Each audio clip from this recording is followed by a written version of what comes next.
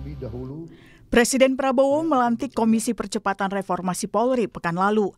Mantan Ketua Mahkamah Konstitusi Cimli Asidiki ditunjuk menjadi ketua.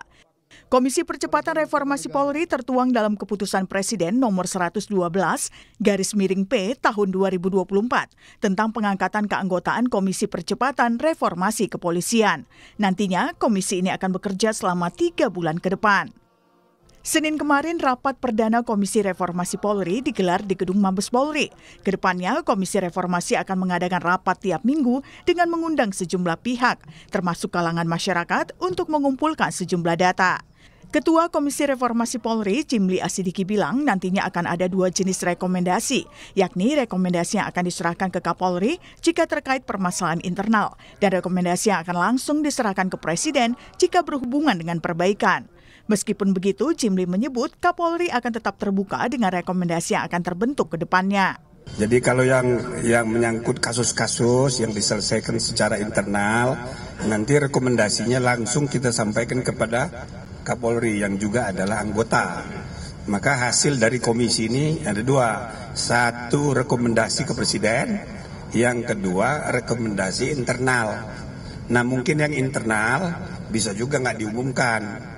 Tapi intinya apa yang tadi disampaikan Pak Kapolri, tadi sudah dia tegaskan juga tadi di dalam rapat, bahwa Kapolri bersifat terbuka, adaptif untuk merespon ya hal-hal yang perlu untuk perbaikan, ya itu akan dilakukan oleh Polri. Lalu bagaimana komisi ini bekerja dan apa yang harus dikritisi? Tim Liputan Kompas TV. Presiden Prabowo melantik Komisi Percepatan Reformasi Polri pekan lalu. Komisi ini nantinya akan mengundang sejumlah pihak untuk mengumpulkan rekomendasi terkait reformasi Polri. Apa saja yang nantinya patut direformasi dari Polri dan apa yang harus dikritisi. Kita sudah terhubung bersama Ketua Yayasan Lembaga Bantuan Hukum Indonesia atau YLBHI, Muhammad Isnur. Selamat pagi, Mas Isnur. Selamat pagi, Mas Mario dan seluruh pemirsa Kompas TV. Ya, terima kasih Mas Isnur sudah bergabung di Dialog Sapa Indonesia Pagi, dan kita juga nanti akan terhubung dengan anggota Kompolnas Yusuf Warsim. Ya, mungkin sampai saat ini masih berusaha kita hubungi. Tapi coba saya akan memanggil Pak Yusuf Warsim. Selamat pagi. Selamat pagi. Oke, ternyata sudah terhubung bersama kita. Terima kasih Pak Yusuf. Ada juga Mas Isnur di sini dari YLBHI. Pak Selamat pagi, Yusuf. Mas Isnur. Halo, Assalamualaikum Pak Yusuf. Terima kasih Bapak-Bapak sudah bergabung di Dialog Sapa Indonesia Pagi. Saya ke Mas Isnur terlebih dahulu. Mas Isnur, sebelum kita masuk lebih jauh, saya ingin tanya tanggapan Anda dulu terkait dengan tim reformasi Polri pimpinan Prof. Jimli ini. Baik, Kompas. Ya, pertama kita tuh belum tahu ya, cakupan, kemudian kajian dan rencana perubahan sejauh apa. Tapi kira-kira reformasi ini harus mampu meredefinisi jati diri Polri yang sipilian polis gitu. Karena ini kan setelah reformasi pemisahan TNI dan Polri, tapi tidak ada agenda mensipilkan kepolisian. Jadi ya penting untuk agenda utamanya adalah bagaimana mendepolitisasi, mendemilitisasi, desentralisasi dan dekorporatisasi gitu. Jadi perubahannya jangan sampai perubahan-perubahan minor. Harus perubahan yang sistemik ya, menyangkut tata kelola, struktur, dan kultur yang juga paling berat harus perbaiki gitu. YLBHI dan masyarakat sipil telah merilis ada 9 masalah utama Mas Mario yang harus diperbaiki secara maksimal ya. Mulai dari tidak adanya akuntabilitas dan pengawasan yang efektif dan independen ya. Bagaimana penanganan kasus selama ini ya tergantung penyidik aja gitu. Tidak ada pengawasan dari hakim yang cukup ketat ya dalam menahan, menangkap, dan lain-lain gitu.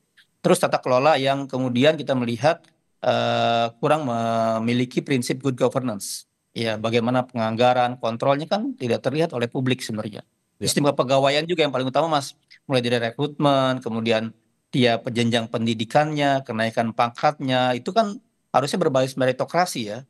Belum lagi bagaimana misalnya kekuatan yang berlebihan yang selama ini kita sering evaluasi, terlihat represif, terlihat brutal ya. Taktiknya di lapangan justru mengedepankan kekerasan misalnya. Jadi kita juga penting melihat bagaimana komitmen, pengetahuan, pemahaman, implementasi terkait hak asasi manusia gitu. Karena itu yang menjadi sorotan. Selain juga yang paling menjadi sorotan adalah seringkali adalah soal penanganan kasus. Jadi kalau kita baca laporannya Komnas HAM, Ombudsman maupun pengaduan ke Kompolnas, ke Propam, yang paling banyak diadukan itu adalah soal penanganan kasusnya, Mas. Baik itu cherry picking, baik itu ada penundaan dan lain-lain. Nah, harusnya perubahan sampai mengarah ke arah sana semua. Oke, Mas Isnur, kalau melihat dari komposisi timnya yang banyak orang bilang lebih banyak internal ketimbang eksternal pemerintah, menurut Anda akan bisa lebih independen? Iya, saya sih meragukan, Mas. Seharusnya timnya harusnya berisi orang-orang yang punya concern yang serius di reformasi kepolisian gitu. Ya. Kan orang-orang ini kan orang yang pernah memimpin ya. Dan kita justru selama mereka memimpin tidak terlihat reformasi yang sungguh-sungguh gitu. Saya sih melihat justru yang paling cukup vokal dan juga concern Pak Mahfud saja gitu.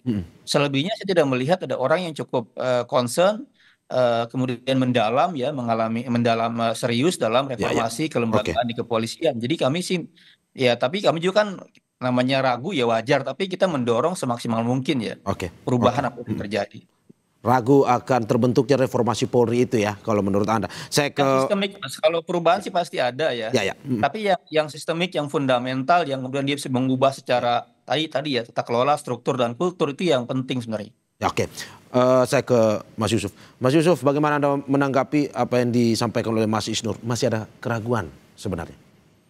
Ya, kita tentu apa yang sudah dibentuk Presiden kan ini merespon apa yang menjadi desakan, dorongan, dan aspirasi publik ya. Jadi itu yang pertama dulu. Oleh karena itu ya Kompolnas sendiri dalam hal ini kami akan menunggu apa yang akan dilakukan oleh Komisi Percepatan Reformasi. Ini juga kan masih ada informasi akan bertambah karena anggota Komisi Percepatan Reformasi itu tidak ada yang merepresentasikan keterwakilan perempuan ya, betul. Ya, jadi akan bertambah. Jadi ini kita tunggu. Nah, sementara yang dimaksud oleh isu-isu reformasi oleh Mas Isnur tadi ya, itu kita sangat paham dan setuju karena apa yang disampaikan oleh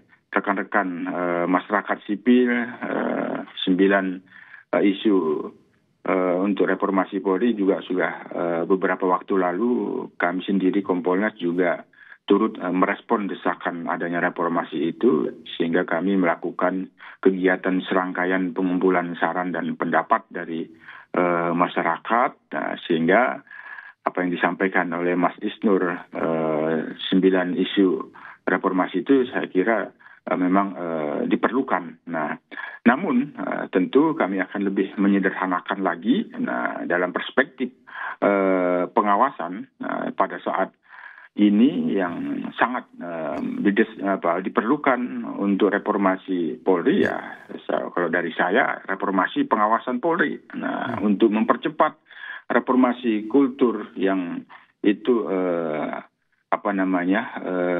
pada saat ini mengalami stagnasi, pelambatan. Kalau kita menggunakan blueprint reformasi Polri dari 98 itu kan 3, reformasi struktur, instrumental, baru kultur. Nah, reformasi kultur inilah yang menjadi desakan untuk dipercepat. Nah, kita sederhanakan lagi apa yang disampaikan oleh Mas Isnur, masih adanya kecenderungan melakukan kekerasan, perlu dilakukan demilitarisasi. Ya, kita bahasakan kultur yang sudah dimaksud di dalam tugas kepolisian itu kan harusnya kultur yang melindungi, mengayomi, dan melayani. Ini yang harus kita percepat melalui reformasi pengawasan.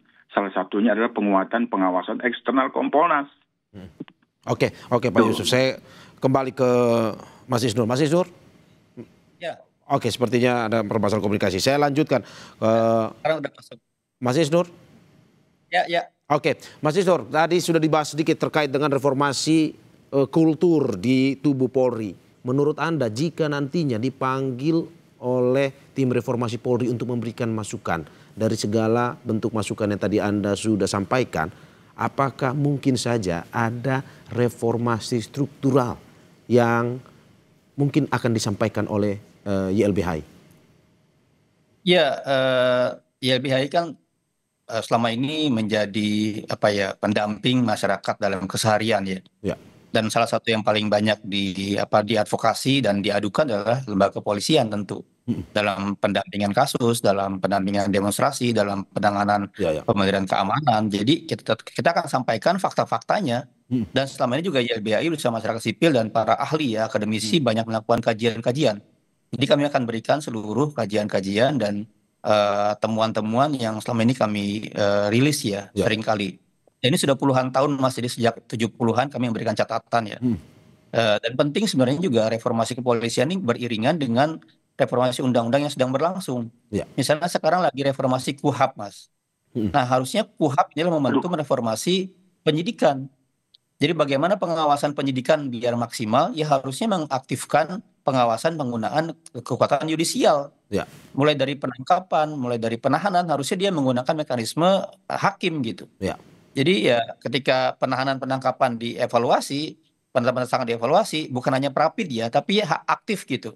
Maka itu akan mengurangi beban-beban pengawasan internal yang selama ini kurang efektif. Jadi menurut saya evaluasinya tuh reformasinya nggak melulu hanya di undang-undang kepolisian, tapi di undang KUHAP. Gitu. Undang KUHAP ya. Seperti itu. Oke, berarti termasuk juga kalau misalkan ada yang tidak profesional, ya bisa juga usulan untuk mengganti di jabatan-jabatan tertentu untuk menambah profesionalitas itu ya? Ya, pertama soal struktur juga Mas. Soal struktur kan juga selama ini kan bagaimana misalnya pendidikan tuh saya banyak cerita dari internal ya. Itu banyak keraguan bahwa ini adalah fair dan tidak fair gitu. Itu catatan yang sangat penting ya. Bagaimana kita mau melahirkan para pemimpin yang dia berintegritas ya, yang jujur, kalau kemudian pola pendidikannya orang mau masuk pendidikan itu harus mengeluarkan biaya mahal dan lain-lain, susah sekali gitu. Seperti itu. Oke, Mas Yusuf, bagaimana Anda melihat bahwa misalkan nanti ada usulan untuk reformasi struktural, misalkan ada jabatan tertentu yang dirasa tidak kompeten, kapabilitas, bisa diganti dengan orang yang lebih kapabilitas, atau tidak termasuk reformasi struktural ini? Kalau kita melihatnya sebenarnya akan lebih tepat Komisi Percepatan Reformasi itu levelnya pada makro.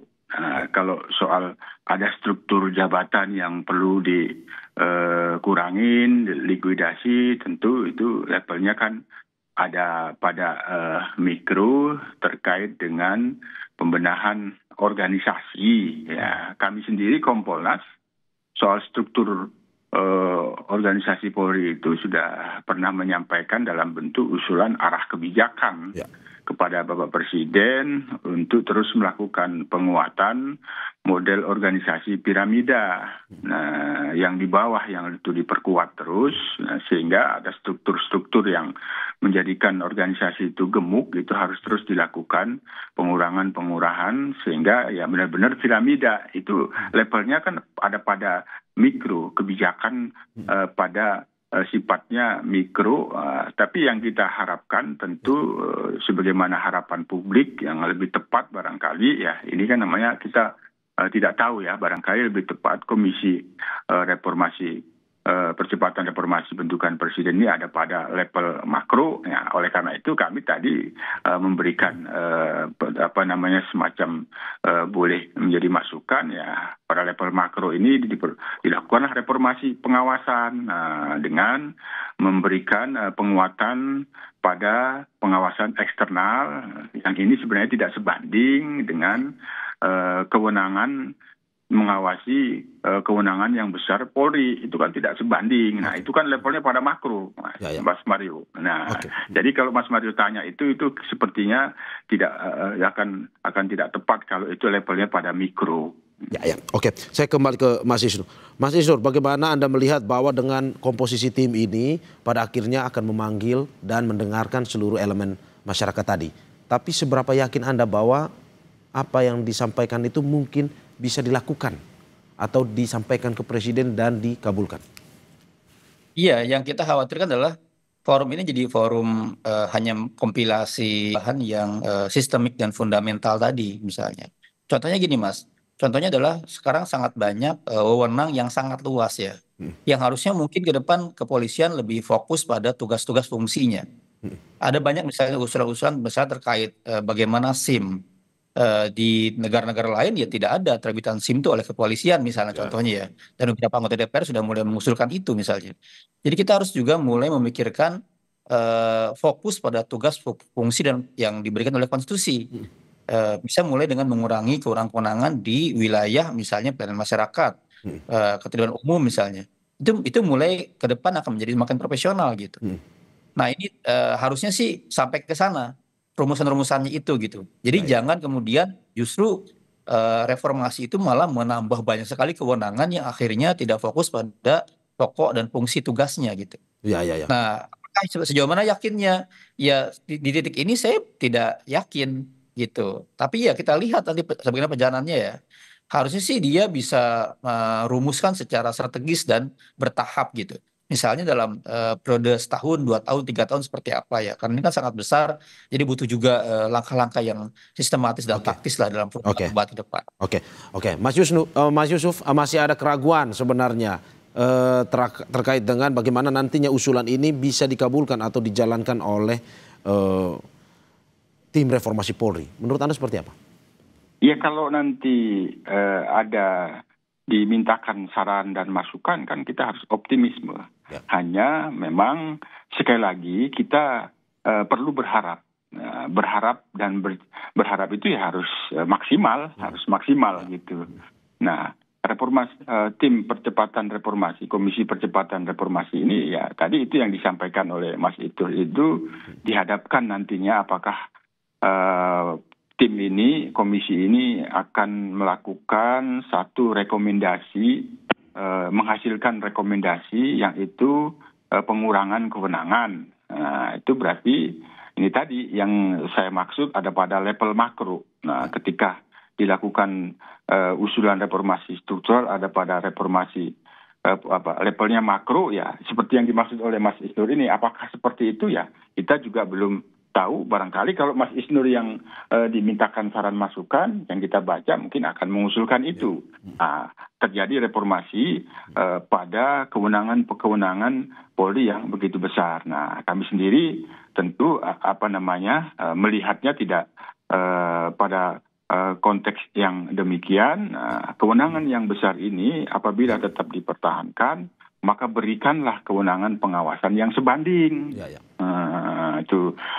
Kalau memang apa yang dimaksud oleh Mas Isnur itu kaitannya dengan SIM masih merupakan pelayanan kepolisian, kewenangan pelayanan kepolisian ya, itu tentu akan kita lihat. Tapi apa yang saya maksud tadi bahwa reformasi 98 yang melahirkan reformasi Polri yang terus berjalan, yang salah satunya adalah mengalami pelambatan reformasi kultur, ada yang masih belum selesai atau tersisa ketika kita mereformasi tahun 98, Polri diberikan kewenangan yang besar, tapi menurut kami pengawasannya sangat kecil. Oleh karenanya, pada kesempatan ini saya tetap menegaskan diperlukan reformasi pengawasan Polri untuk memastikan kewenangan yang besar pada Polri itu benar-benar digunakan atau tidak disalahgunakan. Oke. Saya terakhir ke Mas Isnur. Mas Isnur, apa harapan Anda terkait dengan tim reformasi Polri ini? Harapan, seperti yang dikatakan Pak Yusuf Warsim, harapan itu haruslah besar kepada tim reformasi ini. Harapannya adalah ya Presiden Prabowo pertama benar-benar menjalankan visinya untuk perbaikan kepolisian. Hati-hati juga ini situasi yang juga menimbulkan banyak hal ya kalau kemudian tidak hati-hati. Tapi butuh ketegasan, perubahan tuh pasti menimbulkan resistensi. Nah ini bagaimana berlari di tengah gelombang ketegasan pimpinan tapi juga resistensi di bawah gitu. Yang saya lihat sih penting membutuhkan kedua-duanya gitu. Ada banyak teman-teman di dalam di internal yang juga pengen perubahan gitu, sudah frustasi dengan situasi yang ada gitu. Nah ini gelombang ini harus didorong dengan ketegasan pimpinan ya, keterbukaan dan juga semangat bersama-sama. Juga didukung oleh misalnya DPR. Jadi DPR juga jangan cuma komentar kasus gitu ya, perbaikannya, tapi juga harus benar-benar merubah secara fundamental. Oke, terima kasih Ketua Yayasan Lembaga Bantuan Hukum Indonesia YLBHI Muhammad Isnur dan juga Komisioner Kompolnas Yusuf Warsim atas apa yang disampaikan, dan kita harapkan apa yang disampaikan ini bisa memberikan Polri yang lebih baik lagi terutama untuk pelayanan kepada masyarakat. Sekali lagi terima kasih Bapak-Bapak, sehat-sehat selalu.